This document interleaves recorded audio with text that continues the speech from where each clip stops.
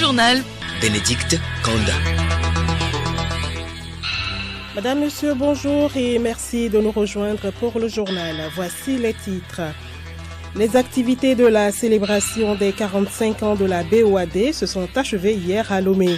L'une des conclusions retenues est la disponibilité de 3 000 milliards de francs CFA pour financer l'énergie solaire dans les 8 pays de l'UEMOA. Le rapport final de la revue stratégique Fin Zéro au Togo a été présenté hier à Lomé. Objectif, éliminer la faim, assurer la sécurité alimentaire et promouvoir l'agriculture durable.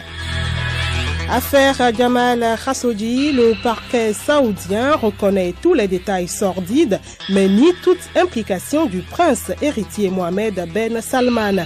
La Turquie juge insuffisantes les explications de Riyad et demande désormais une enquête internationale.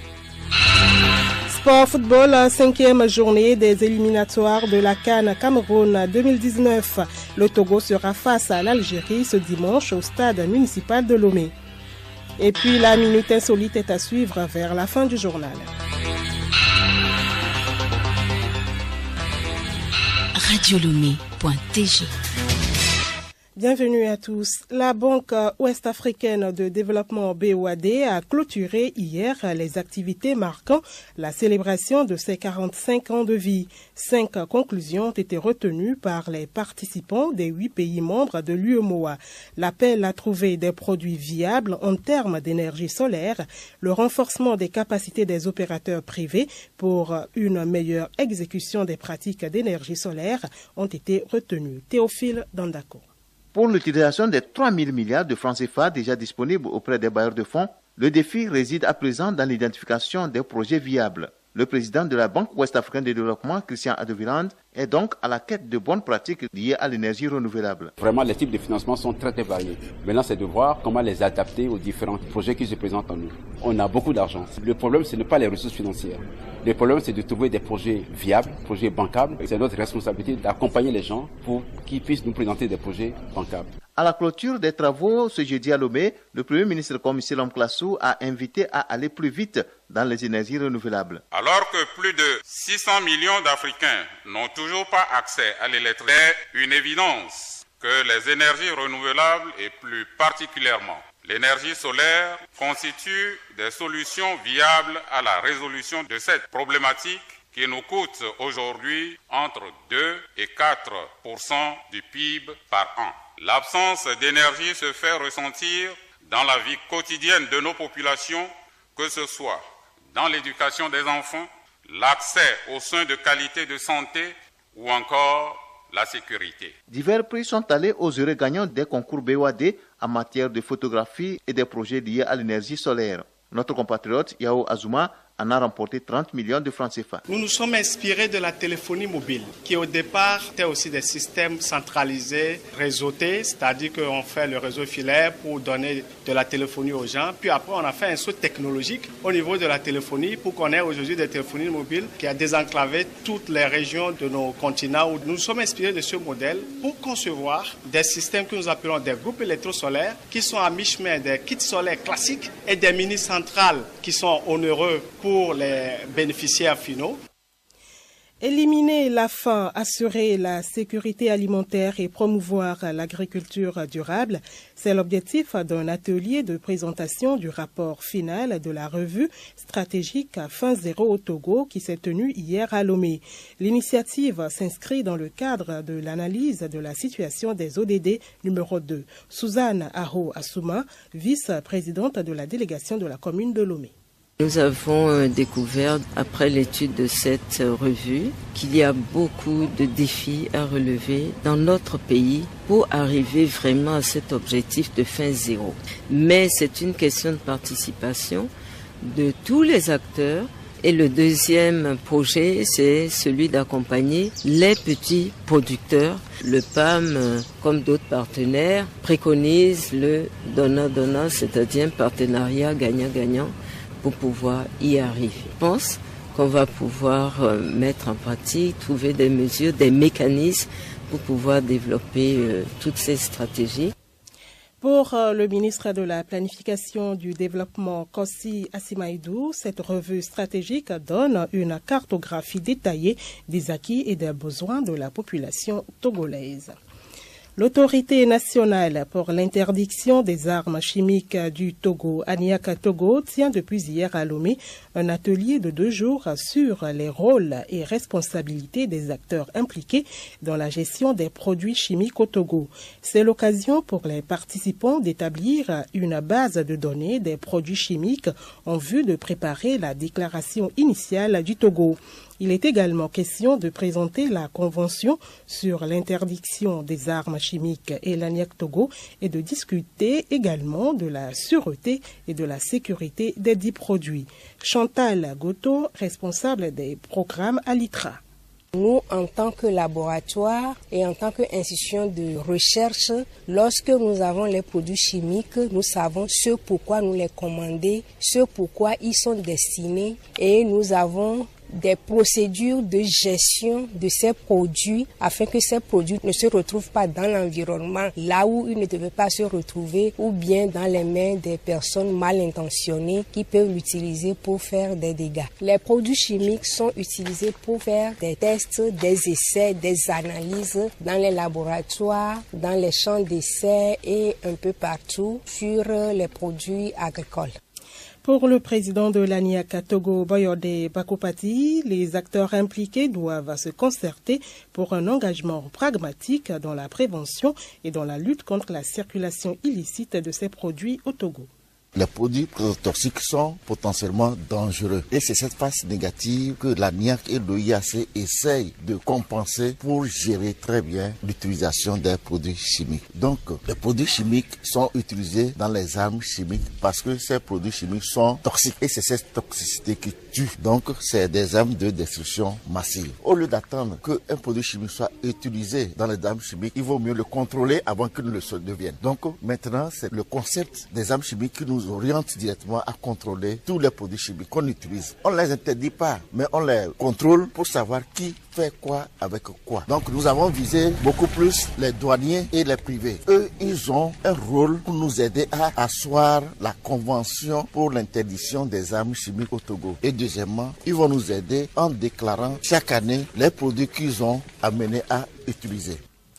Quelques 705 pères éducateurs recevront une formation à partir de janvier prochain pour servir de relais d'information et de sensibilisation de l'Office togolais des recettes OTR. La cérémonie de lancement de ce projet a eu lieu ce matin à Lomé. L'OTR entend ainsi améliorer ses services aux contribuables. Eglon Ayaovi, directeur des grandes entreprises à l'OTR. Au niveau de la fiscalité, l'objectif ultime, c'est le civisme fiscal. Si tout le monde connaît ses droits et ses devoirs en matière de fiscalité, nous aurons des contribuables qui vont déclarer en toute transparence et auront moins de problèmes avec l'administration lorsque, dans son rôle de contrôle, l'administration va passer pour contrôler. Le rôle que les pères éducateurs vont jouer, c'est de faire passer l'information, de faire passer les règles de fiscalité à leurs pairs.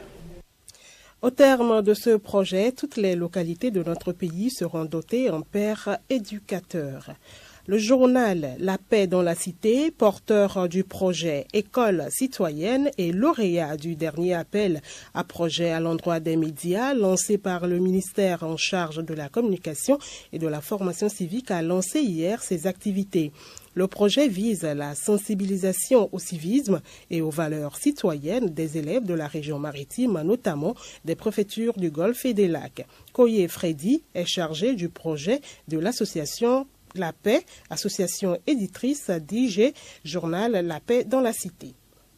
Le projet École citoyenne est un projet de l'association La Paix qui a pris corps depuis 2009 à travers la mise en place d'un journal, La Paix dans la Cité. Nous avons été sélectionnés et à travers l'appel à projet média. Et le projet consiste à la production du journal La Paix dans la Cité et sa distribution dans les écoles pour permettre d'inculquer des valeurs civiques et citoyennes aux élèves qui sont les adultes de demain. Culture à présent, un nouveau roman dans les rayons de la littérature togolaise. Il s'agit du roman État des lieux du Togolais Ninevi Afangbedi Dara, publié aux éditions Jet d'encre en France. Cet ouvrage de 176 pages met en exergue la rencontre entre deux cultures, la culture occidentale et la culture africaine. L'œuvre a été dédicacée hier à Lomé. Geneviève Pougno. Le roman État des lieux revient sur la colonisation et ses conséquences sur les sociétés africaines, la perte de l'identité culturelle, un sujet très complexe et d'actualité. Bref, l'ouvrage vient poser le diagnostic des maux des sociétés africaines, d'où la question: que faire pour conserver l'identité culturelle à la fin de l'œuvre? Publié aux éditions Jet d'encre en France, ce roman de 176 pages suscite grand débat et beaucoup d'interrogations. Corrad Dagbovi, critique littéraire. Pourquoi revenir sur la colonisation? Je crois que ça a été un thème pour l'auteur pour pouvoir retoucher beaucoup de situations qui ont découlé de cette période de colonisation, comme la dépravation des mœurs, comme la situation du nègre qui est toujours un homme aliéné, qui continue une seconde aliénation à travers les médias, nos modes de vie, nos comportements et tout. Mais cependant, il est à retenir que la lecture de ce roman reste une lecture facile parce que ce n'est pas écrit avec des mots compliqués, mais ça parle à l'esprit, il y a beaucoup d'images, il y a beaucoup de proverbes et c'est la force de toute la narration des gens capables de maîtriser la parole en transposant à l'écriture. Pour l'auteur Ninevi Afangbedi Dara, son roman constitue une analyse de la colonisation qui a pris une autre forme aujourd'hui. Le journal Bénédicte Kanda. Hors du Togo, RDC, les 5 chefs de file de l'opposition qui ont maintenu leur signature au bas de l'accord de Genève ont choisi de resserrer les rangs. Réel, Jean-Pierre Bemba, Moïse Katumbi et Adolphe Mouzito ont tenu à s'afficher aux côtés de Martin Fayoulou, qui reste leur candidat commun pour l'élection présidentielle du 23 décembre prochain. Le 5e opposant de la réunion de Genève, Freddy Matungulu, s'est fait représenter pour signer un communiqué commun à tous les 5. Au Gabon, le premier conseil des ministres sans Ali Bongo Ondimba, toujours hospitalisé en Arabie Saoudite, se tient ce vendredi. Ce conseil, qui sera présidé par le vice-président de la République, Pierre Claver Maganga Moussavou, a été rendu possible grâce à une décision de la Cour constitutionnelle qui a écrit un nouvel alinéa sur l'article 13 relatif à la vacance du pouvoir. Aux États-Unis, avec 631 disparus et 63 morts, le bilan de l'incendie dans la ville de Paradise a été considérablement revu à la hausse hier par les autorités californiennes. Au total, il y a eu 66 morts dans tout l'État. La Maison-Blanche a annoncé la visite demain du président Donald Trump sur place pour rencontrer les victimes et les survivants. Et puis la peine de mort a été requise contre 5 responsables saoudiens dans l'affaire Jamal Khashoggi, assassiné dans le consulat de son pays à Istanbul. Après enquête, le parquet saoudien reconnaît officiellement tous les détails sordides. Marie-Claire Pagnot. Le journaliste a bel et bien été drogué et démembré. Par ailleurs, et sans surprise, Riyad nie toute implication du prince héritier Mohamed Ben Salman dans cette affaire. Le principal responsable désigné dans le meurtre de Jamal Khashoggi est Ahmed Al-Assiri, chef adjoint des renseignements saoudiens. Selon le parquet saoudien, l'ordre d'élimination a été donné sur place par le chef de l'équipe qui mène cette opération. Les explications de la justice saoudienne sont jugées insuffisantes par le chef de la diplomatie turque parce qu'aux yeux du pouvoir turc, l'assassinat n'a pas été décidé sur place par Istanbul, mais bien à l'avance et que les commanditaires sont de très hauts responsables de l'État saoudien. Ankara demande désormais la tenue d'une enquête internationale pour faire toute la lumière sur l'assassinat du journaliste. La demande a été immédiatement rejetée par l'Arabie saoudite qui proposait plutôt un accord avec la Turquie afin d'échanger les informations des deux pays sur le meurtre. Une proposition évidemment restée sans suite de la part d'Ankara. Écoutez Radio Lomé sur le web sur le www.radiolomé.tg. Agenda culturel au menu cette semaine, des spectacles, concours de tresse de la couture, des festivals scolaires de théâtre et des lancements d'albums. Geneviève Pognon. Effectivement, l'artiste de la chanson gospel, Armel Ebenezer, lance officiellement dimanche prochain, 18 novembre, son premier album à travers un concert dédicace au relais de la commune de Thiéviers. L'album est dénommé Ewewe. En français, il a déjà fait. Autre sujet, la 3e édition du festival scolaire de théâtre FESCOT se déroule du 15 au 17 novembre. L'événement connaît son apothéose ce samedi 17 novembre à 16h au centre culturel Hakuna Matata à Lomé. Ce spectacle a pour but de promouvoir l'art du spectacle vivant en milieu scolaire, mais également d'initier ses élèves comédiens amateurs à la carrière d'acteur de théâtre ou de cinéma. L'agenda culturel c'est aussi la grande finale de la 3e édition du Festival international de tresse, de coiffure et de couture dénommé Reine de l'art, placé sous le thème L'art nous unit. Et puis un spectacle vivant dénommé Digital Vodou se tient ce samedi 17 novembre à partir de 20h à l'Institut français du Togo. Un rendez-vous à ne surtout pas manquer.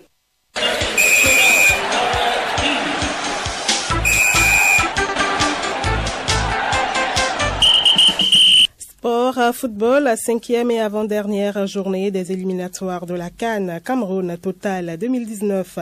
Plus que 2 jours pour la rencontre fatidique entre le Togo et l'Algérie au stade municipal de Lomé. Henri Ochocho.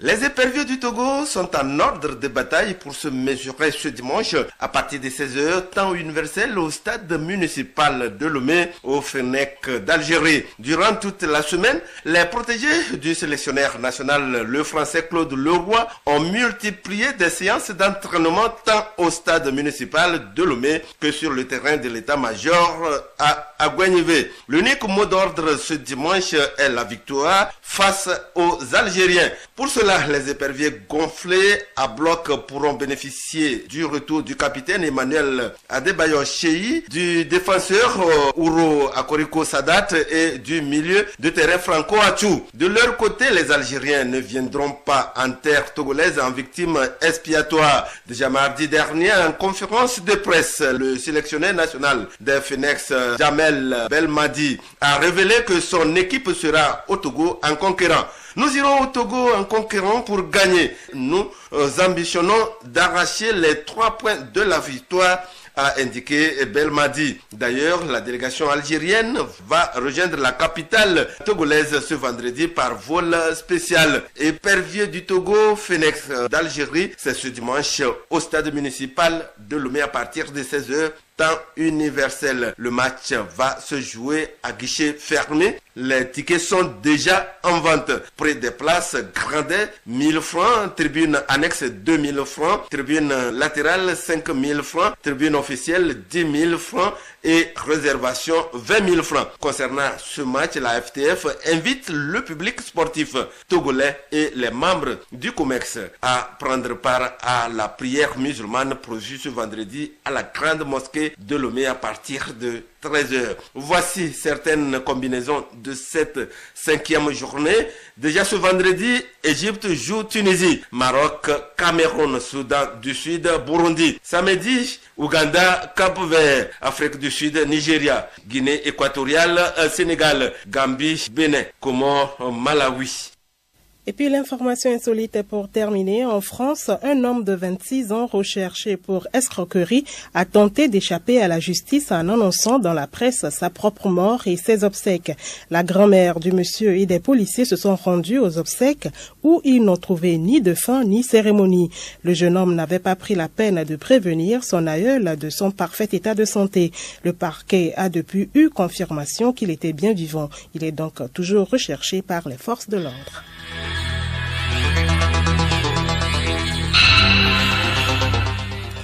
Voilà, ainsi prend fin ce journal. Merci de votre bienveillante attention. Restez avec nous pour la suite de nos programmes.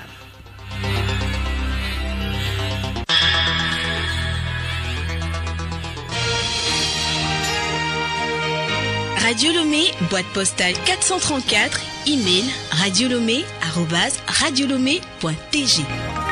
radiolomé.tg